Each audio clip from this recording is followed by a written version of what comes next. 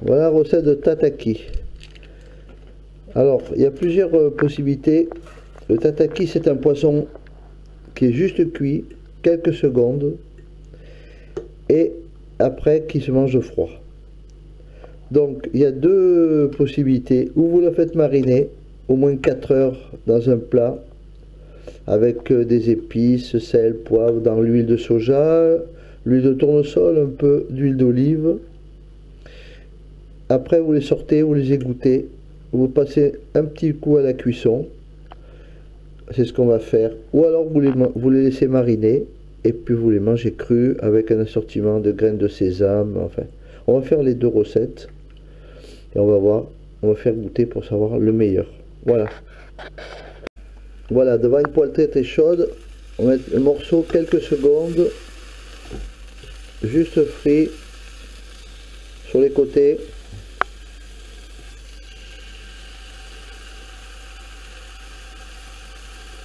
C'est juste pour donner le goût, hein. C'est pas pour cuire la viande. Hein.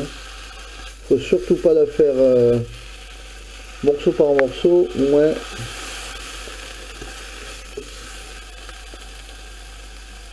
Elle doit être crue à l'intérieur, juste saisie à l'extérieur.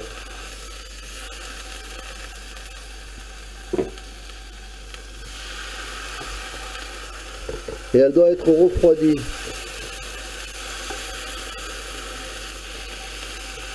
Le plus possible, le plus rapidement possible. Il y en a qui trempent dans l'eau froide. Je sais pas ça si c'est bon.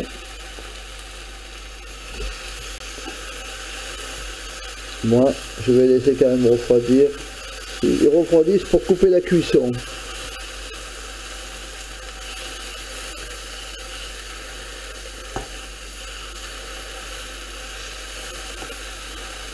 Voilà, c'est vraiment quelques secondes. Faut surtout pas que ça, il faut rester très chaud. Faut que ça reste rose dedans. C'est juste pour lui donner un goût.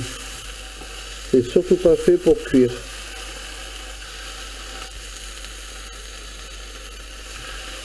Faut faire ça à sec parce que les morceaux sont déjà pleins d'huile.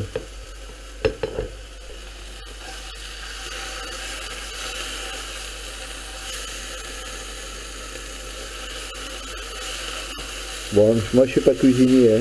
Voilà, vous faites ça pour tous les morceaux. Voilà, je vais mettre la haute parce que je ne dis pas la fumée. Alors on va faire deux préparations. Donc la viande légèrement saisie, la chair légèrement saisie. Vous voyez qu'elle est rouge à l'intérieur. C'est juste pour lui donner un goût, c'est surtout pas pour la faire cuire. Et on va garder une partie en marinade. Et après on va faire goûter les deux possibilités. Voilà. Ensuite, il faut refroidir cette viande qui a été saisie. Alors il y en a qui disent de tremper dans l'eau. Moi je préfère la mettre au frigo. C'est pas trop bon mais j'ai pas le choix. Et juste pour la faire refroidir, pour couper la cuisson de la viande. Voilà, j'ai gardé 4 morceaux en marinade. Je les ai remis dans le jus avec l'huile de soja, l'huile d'olive, l'huile de tournesol, des graines de sésame. Et je vais laisser mariner encore quelques heures. Et après, quand l'autre poisson sera refroidi, celui-là sera mariné. Pardon.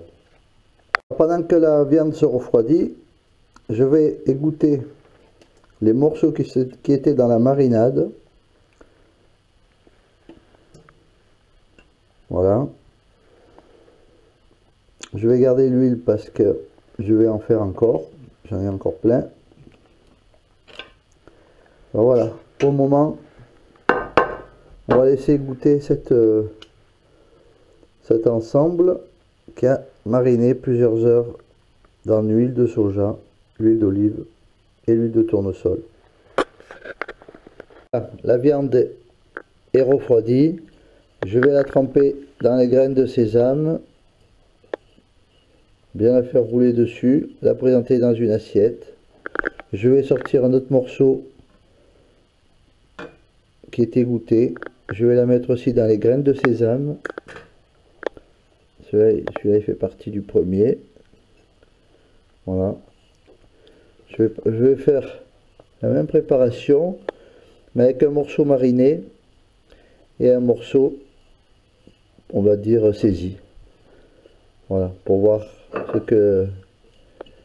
Les deux sont bonnes, mais la première, là, ça sera du vrai tataki, et là, pas du tout, parce que c'est une viande qui sera crue. Voilà, pour le moment, je vais m'essuyer même avec la caméra. Voilà, les deux possibilités. Vous avez le modèle cru, pardon, avec un petit assortiment de tomates, un oignon, ça se sert froid, des capres. Là, pareil, là, vous avez le vrai tataki, avec le même assortiment, tomates, capres. Et après, si vous voulez, vous pouvez, ça c'est au goût de chacun, mettre un léger petit filet d'huile de soja, de sauce de soja sur le tataki et sur la viande crue qui est déjà marinée.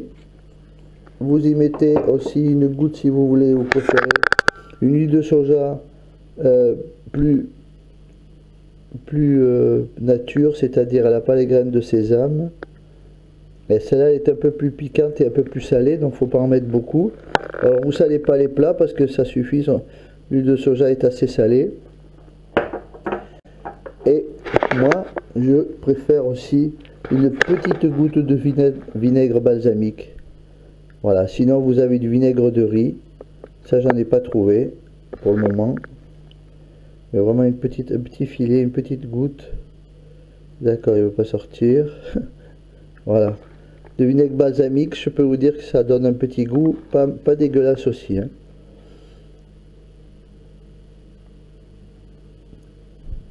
Et voilà. Et vous avez votre plat fini. Avec un peu de coriandre dessus, j'ai oublié de vous dire.